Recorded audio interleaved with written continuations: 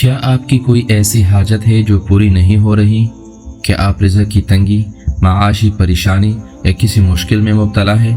تو یاد رکھیے، جمعہ کا دن عام دنوں جیسا نہیں ہے، یہ دنوں کا سردار ہے، اور اس دن ایک ایسی گھڑی آتی ہے جس میں مانگی گئی کوئی بھی دعا رد نہیں ہوتی۔ آج میں آپ کو جمعہ کے دن کا وہ انتہائی پاورفل اور مجرب وظیفہ بتانے جا رہا ہوں جس کی برکت سے میرے رب کے کرم سے آپ کی ہر نا امید خواہش بھی پوری ہو جائے گی۔ بس اس ویڈیو کو آخر تک لازمی دیکھیے گا۔ محترم ناظرین کرام، نبی کریم صلی اللہ علیہ وسلم نے فرمایا کہ دنوں میں سب سے بہترین دن جمعہ کا دن ہے۔ اسی دن حضرت آدم علیہ السلام پیدا ہوئے اور اسی دن وہ جنت میں داخل کیے گئے۔ ہمارے پیارے نبی کریم صلی اللہ علیہ وسلم نے یہ بھی ارشاد فرمایا کہ جمعے کے دن میں ایک ایسی خاص گھڑی ہوتی ہے جس میں کوئی مسلمان بندہ میرے خدا سے جو بھی خیر اور بلائی مانگتا ہے، ہمارا رب اسے ضرور عطا فرماتا ہے۔ اکثر علماء و محدثین کے نزدیک یہ مبارک گھڑی جمعے کے دن عصر سے لے کر مغرب کے درمیان کا وقت ہوتا ہے۔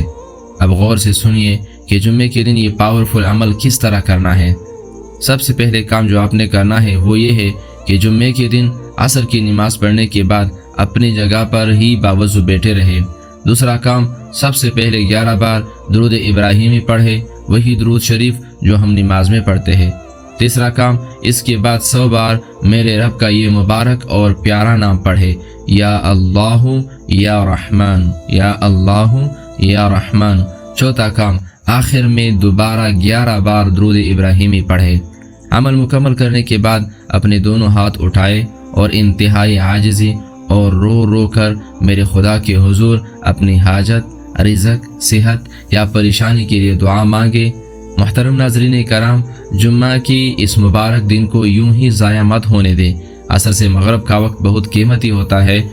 اس وقت دنیاوی باتوں سے دور ہو کر صرف اور صرف اپنے رب سے لو لگائے۔ یاد رکھیے، میرے رب کے خزانے کبھی ختم نہیں ہوتے، بس ہمارا مانگنے کا انداز سچا ہونا چاہیے۔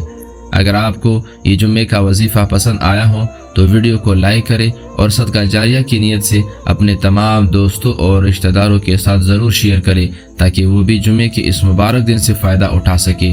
مزید مبارک احادیث اور وظائف کے لیے ہمارے چینل کو سبسکرائب کرنا نہ بھولیے۔ اے میرے رب، اس جمعے کے صدقے ہم سب کی تمام جائز حاجات کو پورا فرما اور پریشانیاں دور کر، آمین یا رب العالمین۔